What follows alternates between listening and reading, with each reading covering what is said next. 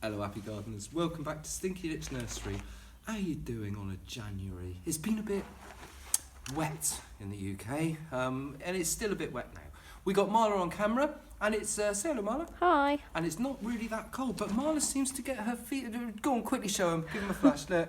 She's not stupid, you know. She has it down her jumper when she's potting up. It's not that cold, but, you know, she's clever. Anyway, January it is. We've got a few flowers out. Have a little Marla spin in, show the people the cyclamen coums. I think they are stunning plants. You've got such different variation in leaves, and as you can see from these flowers, oh, they're wonderful things. They grow outside everywhere in the UK and in Europe, you know.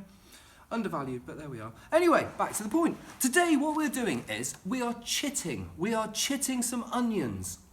This involves getting them going before we plant them outside. Outside at the moment, the ground's still very wet. I'm in quite a wet site here. And if I just put these little bulbs out straight away, they could well rot. And so we're going to get the roots going on them so we can stick them outside with some root on them and they'll start drinking and, well, that's the idea anyway. So, Marla, if you can spin in, I got some sets. Now you can grow onions from seed, but they do take an awfully long time. If you want to get some good onions, I do them from sets like this. They're reasonably cheap. Well, they're very cheap, really, for what you get. I've got 50 here for a couple of quid.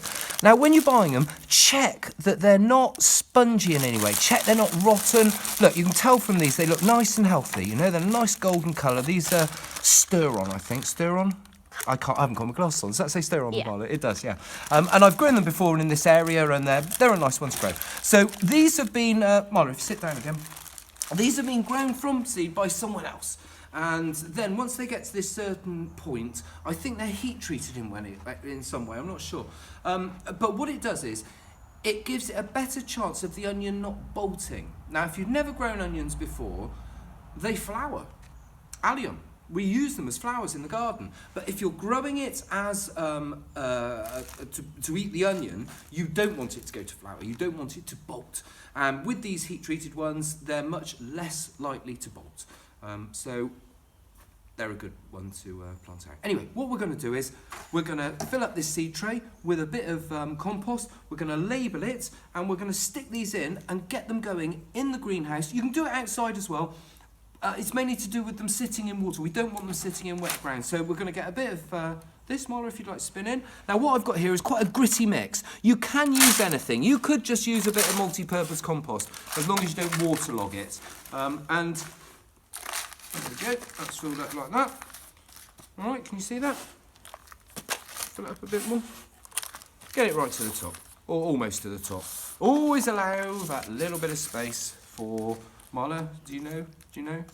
Drainage. Eh? So the water goes in and then... That's it. So the water sits on top, so we don't just have a... There we go, all done. Right, now I'm going to get the sets. Oh, they're falling out. And I'm just going to stick them in like that. There we go.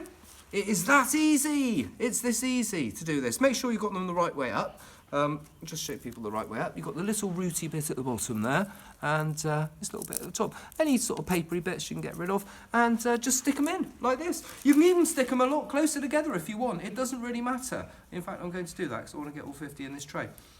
And we're going to leave these, or I'm going to leave these in the greenhouse here, which is unheated. The doors are all open. It's mainly just to keep the rain off them, you know, to keep them...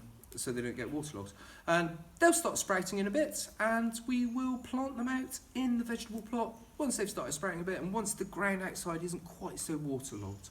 Shall I show you, where are they? Yeah, the broad beans.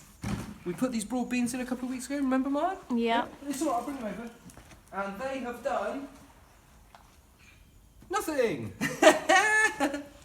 But they've been in there for a couple of weeks and nothing's happening yet. So if you've got things like this in, look, there they are. They were in there and nothing's come up yet.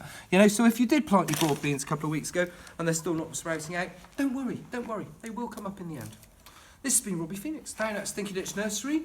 Going on and on. How long's that one, Marla? Is there a time on it? 4 minutes 37. That's quite a long time, isn't it? No.